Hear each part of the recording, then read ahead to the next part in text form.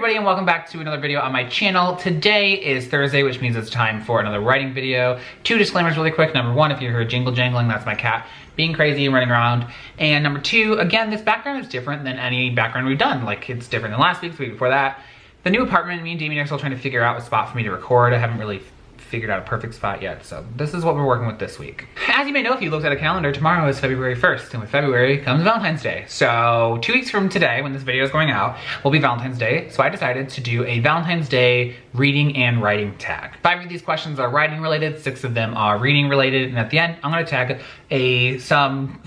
couple of people to do this tag. This is a tag I've created, and yeah, let's get started. Let's get started.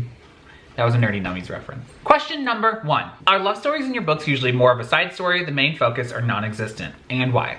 So I would say that for the most part, my books tend to be love story heavy. They tend to, like my first 2 books, the love story is kind of like the main plot. The 2 books I have out, well, one's on submission, one's being edited to go back out on submission. Those 2 are very heavy on the love. Some other ones, I mean, they always have like side stories going too, but love tends to be a main plot point in my books. And I think the reason why is just because I love love, who doesn't? Yeah. Question number 2 is, what is your favorite type of love trope to write? Enemies to lovers, etc. So I think that mine is kind of like I don't know, because I've written a couple different like love tropes. I really like the forbidden love because there's like that whole, like the whole time you're just like, when's it gonna happen? Is it gonna happen? Like this like tenseness that's like constantly there between the characters, and I really like that. But at the same time, like a slow burn, I guess.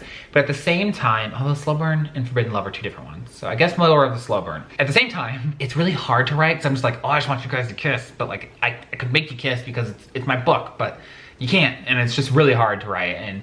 But at the same time, I like writing it because it's like, oh, it adds all this tension and all these problems. And so I'd probably say the slow burn is probably my favorite. I haven't done like a forbidden love because mine are usually contemporaries. I guess one of mine is kind of like a forbidden and slow burn. Question number 3 is, what is the most difficult part about writing love into your stories? Trying to make it believable, I guess, because I'm actually a fan of insta love. I don't mind it. I feel like as a teenager, I remember falling in love so easily, like what I thought was love. And so like, I'm totally fine with insta love, but I still want to make it believable. Also being able to juggle it with the other plot things that are going on and not making it, like, I'm not trying to write straight up romance books. There's other major storylines going on, so I'm trying to like balance it. Like, how do I make this like a cute rom-com, but also have serious matter involved and still make it like, because rom-coms are like my favorite, so I'm like, how can I make this a romantic comedy but also have like these serious aspects going on? Can it be a rom-com with serious aspects, things like that? So I think that's probably like what I struggle with, is like trying to make it believable, and yeah, trying to make it believable. Number 4 is, do you write from experience or from fantasy when it comes to love? So I guess for me, I love my boyfriend Damien, but my books I wrote before I met him,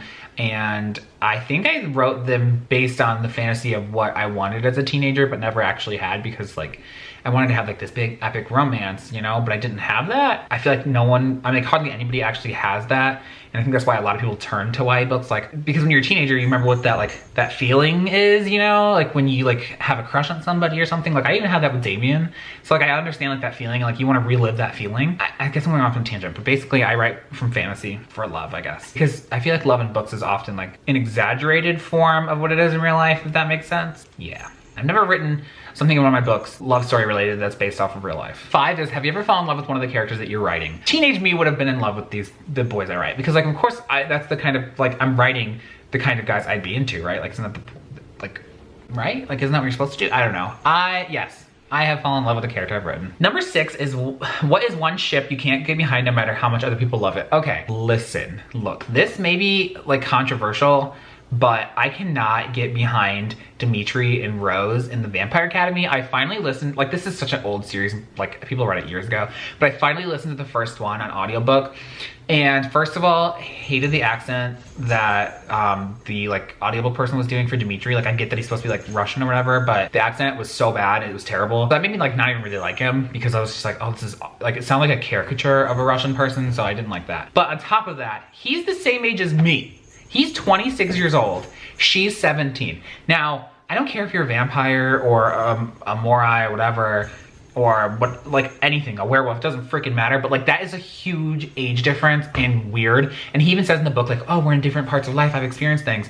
She's like, I don't care. He should have been like, no, but like for real, I've experienced things. Like I'm 26, you're 17. She's still in high school. I just can't get behind it. I don't understand. Maybe it's because I haven't listened to the other ones or read the other ones yet. Maybe something will happen to maybe like really like Dimitri and Rose together. But like as of right now, she like takes off her clothes and she's like naked. And I was like, this is weird. This is weird. Ugh. I can get it was like a spell or whatever, but like, I don't know, it's still weird. Number 7 is, who is your favorite love interest in any work of fiction? This is a hard one for me because I like lots of love interests, but I really liked, okay, this is like really random, but I really liked Lafayette's boyfriend in True Blood. That's like really random, but like in terms of books, I really like Josh Wasserstein, I can't pronounce it, from I Love and Happily Ever After. I really like Josh in that book. I really like, I think his name was Josh in Broken Hearts, Fences, and Other Things to Mend. I really liked him in the first 2 books. Well, so I just really love a lot of like, I don't know, I have a lot of favorite ones, but those are a couple of my favorite ones. Number 8 is, what is your favorite romantic plotline in a book? Doesn't have to be a romance novel. I actually really liked Broken Hearts, Fences, and Other Things to Mend, specifically because, it's not a plot spoiler because like it's written in the back of the book, but she's like pretending to be her best friend in the first book. Starts to fall in love with this boy and he falls in love with her, but like he doesn't know her true identity, and it's like a big deal because like it's the brother of this girl who she kind of like screwed over when they were kids. But it's really good. It's a really good storyline. Those first 2 books are like, love those 2 books. So I also really like Josh's story arc in I Love and Happily Ever After. Maybe those ones. Again, Lafayette and his boyfriend I can't remember the name of, the Brujo, because I just love those 2 together so much. Oh, I also like, oh, I can't remember their names right now. I also really like Elijah and Haley in the originals. Actually, like, I'm not caught up on it. I just recently started watching it like probably like 6 months ago. Ow. I'm only like a season in, but I love Haley and Elijah's like, their thing going. Love it. Every time I see them and they're not together and they're just like staring at each other from across the room, like staring, I'm just like, kiss.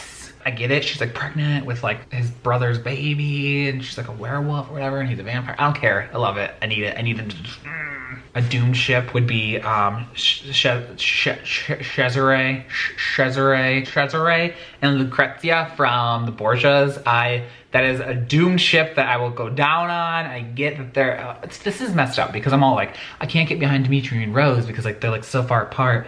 But then like Lucrezia and Cesare are like brother and sisters, but like I ship them. Actually, I did it first. Some stuff happens later that I'm like, this is, so I wasn't sure how I felt at the end of the show, but let's get back to reading and writing things, okay? Oh, it is supposed to be a romantic plotline in a book, and I went off on a tangent about TV shows, but again, Broken Hearts, Fences, and Other Things to Mend, as well as I Love and Happily Ever After. Oh, the love story in the Pure books by Juliana Baggett. Oh my gosh, I love the love story in those. I'm a huge fan of love stories, you can't tell. Yeah. Oh, another one I really liked was Last Seen Leaving. And there is an age difference in that one, but like, except for like Dimitri and Rose were like really far apart. I think Last Seen Leaving, they're like a year or 2 apart, but one's in college, one's in high school. But it's just like a freshman in college. I don't know. Last Seen Leaving though, like that ship, I was all like, yeah. So number 9 is, what is something love related you want to see more of in books? More same-sex relationships. So I know that like publishing's come a long way in that there are way more gay books and lesbian books and bisexual books and asexual books and stuff like that, but I want to see more of it. I don't think that there is enough. I mean, I love stories, whether it be straight or LGBT. I read a lot of straight romance books, like young adult romance books, and there are just so many that come out every year. And then I feel like when it comes to like LGBT books, like I get like this handful, and then straight ones I get like this truck full. And like, so while I love the straight ones, I would like to see more LGBT ones that reflect things. So I would like to see more of that, which is why I write them, I guess, because I would like to help that. Number 10 is, what is your favorite love trope to read? So the thing about slow burn, which is one of my favorites to write, is I hate reading it.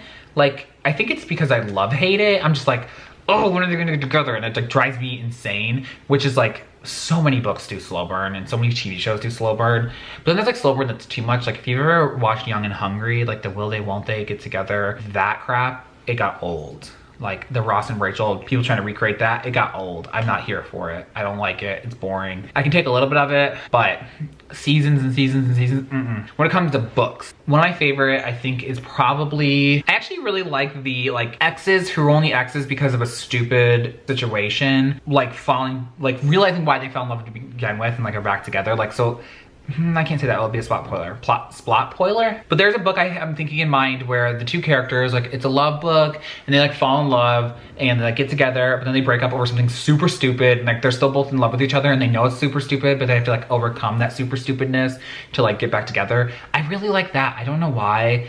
It's kind of like in Illuminae also, where like, so they're exes and they like escape together, and it's like, oh, are they falling back in love? They're exes, why do they hate each other? Are they gonna like fall in love? Like that kind of stuff, I love it. I don't know why. Kind of like forbidden love. It's like, oh, they have, because I like reading that too. It's like, oh, they have this love, but like they can't be together for this reason.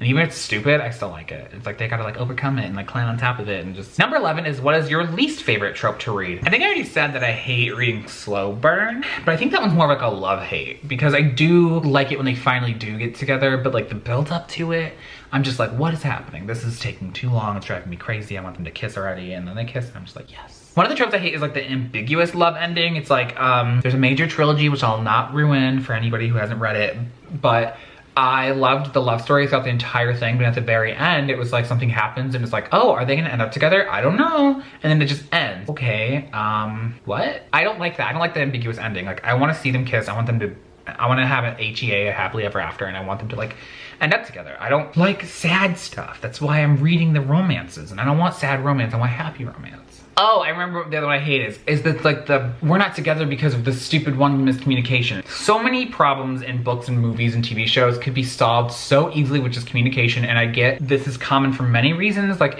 for instance, my book that is about to go back out in submission, there is a part that could be solved if they just talked about it. But there's a reason why they're not. And I think if you have a reason why they're not in a TV show or a book, even if it's a shaky reason, I'm fine with it. I can suspend my disbelief. When it's just like, they're not talking about it, and there's no reason why they're not talking about it, like, oh, she like has an anxiety disorder, so she like can't bring up this part of her life, you know? That would be fine. But instead, she just doesn't tell him just because she doesn't feel like it or she doesn't want to, and they break up because of it, and I'm just like, you're stupid, and I can't feel bad for you in this situation. And if you would just talked about it, everything would be fine here, and I can't. I hate that trope, this whole just talk about it thing, rampant in movies and TV shows and books, and I just can't. It is driving me nuts. So that's all the questions I have for you this week. If you have feelings about anything I said today, Rose and Dimitri probably, I feel like, is a really controversial one. Go ahead and comment below, let me know what you think. Why am I wrong about Rose and Dimitri? Am I just not far enough into them to appreciate Rose and Dimitri yet? Because I feel like everyone I know loves Rose and Dimitri, and I don't get Rose and Dimitri. Don't get it. The lovely ladies that I'm going to be tagging this week are Brooke Passmore from By the Brook, Natalia Lee from Natalia Lee, Lainey from Ginger Reads Lainey. Lady, I'm sorry, I don't know your last name. I don't know if that's like a secret or something, but I don't know your last name, but Lainey from Ginger Reads Lainey, and Laura from Laura 2.0. All of these lovely ladies will be linked in the description below. Is it like sexist to call them lovely ladies? Is that like an offensive thing? I don't mean it to be offensive. You're all lovely. I love all of your videos. Those four will definitely be linked in the description below, and I'm tagging all of you to do this very romantic thing I have going here with all these questions that are confusing, and I'm rambling again. So anyway, if you made it this far into the video, thanks for watching. If you liked it, make sure you hit the like button. If you loved it, make sure you hit the subscribe button. And until next week, I promise that the editing vlog's coming next week. I just realized I wanted to get this video up first, so it is ready. It's coming. I will see you all next week.